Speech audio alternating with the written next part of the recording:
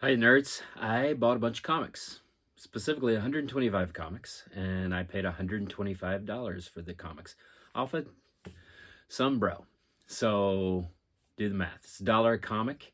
And when you pay a dollar a comic, what in a lot, what you get are a bunch of nickel comics, but a few that you like and you pull out. So I'm going to show you the few that I like that I pulled out, which are actually not so bad. So let's take a look.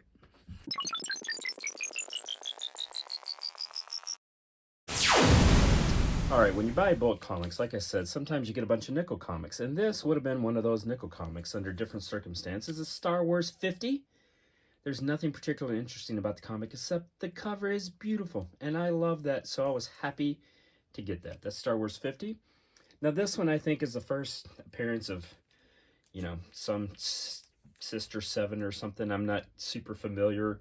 I know it's the first appearance of somebody that might be showing up in the Disney Plus series soon. So if you know, put it in the comments. This collection was all over the place. So out of those 125 comics, these that are pulled out, there were obviously some modern, some older ones.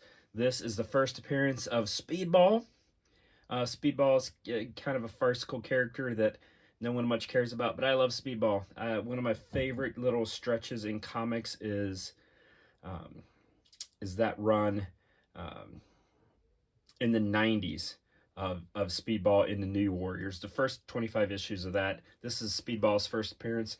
I don't think it's particularly valuable, 25 bucks or something. Now look at this. It also had some of these comics. There's Mighty Thor 147.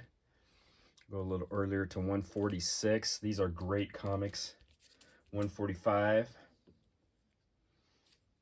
144, and they're not in bad condition.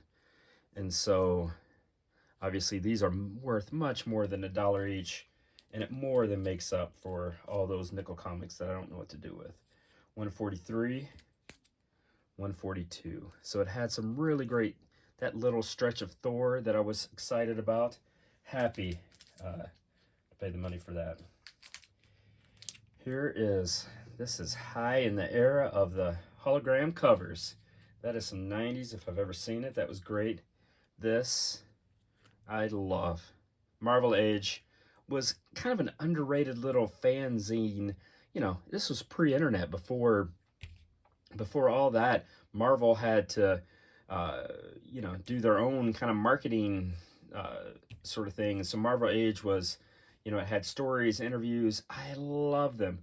This has Stan the Man, which I think is fantastic. I think there was a single Warlock in there. I don't know if that's the first Pip or something like that, Pip the Troll, but I was excited to see that.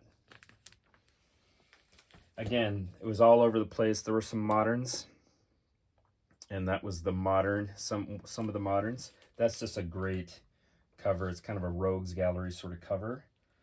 I am going to put this over top of, for some reason, I did not have that bagged and boarded. Shame on me. But look at that. That's a classic Captain America. Now remember, Captain America started at issue 100. So it didn't start at 1. So 115 was relatively early in the run for Cap. Some old school Fantastic Four, 174, 175. I like this. It has the High Evolutionary. That is great. Impossible Man was another farcical character, but I loved Impossible Man. It's so silly. 176. 178. It's the Frightful Four. That's fun. 179. Fantastic Four. And here's a random Submariner. Submariner 33. I don't know if there is anyone that appears in that, if that's a key or not, but I just love those old Submariner comics. A lot of the covers were by an artist named Marie Severin, and she was just a sneaky favorite of mine. She didn't get near the love that like a Jack Kirby got or even a Steranko, but Marie Severin was super talented. I don't even know if that's a Severin cover, but she did tons in that era. And I think that's part of what just endears that era to me.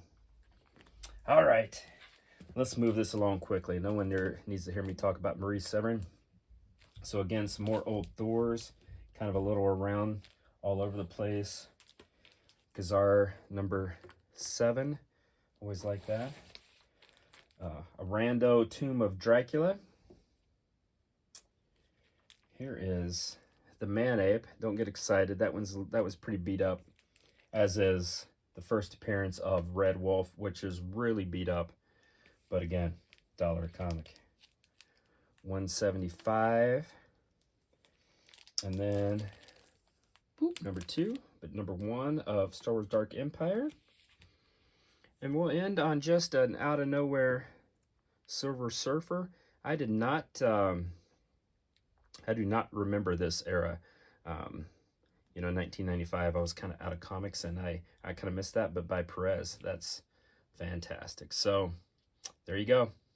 All right, I mentioned I got a lot of 125 comics. I got them for $1 each. These are what I pulled out. The rest are, you know, nickel comics I'm not going to show you. But to say I was excited about all these that I got to pull out for $1 each is pretty great. And so I love doing that, and happy, always happy when that happens, and everybody can be happy. This guy just wanted to get rid of them all in one lot quickly, and I'm like, that's great for me. So I'll do this just about every Saturday.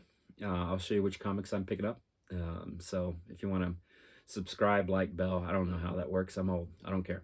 But if you want to follow along, just subscribe, because I do this about every Saturday, and you can see the comics I get. My type is Bronze Age Marvel. That's what I like mostly, because when I was a kid, that's what I got. But obviously, these were all over the place, and, you know, it's great.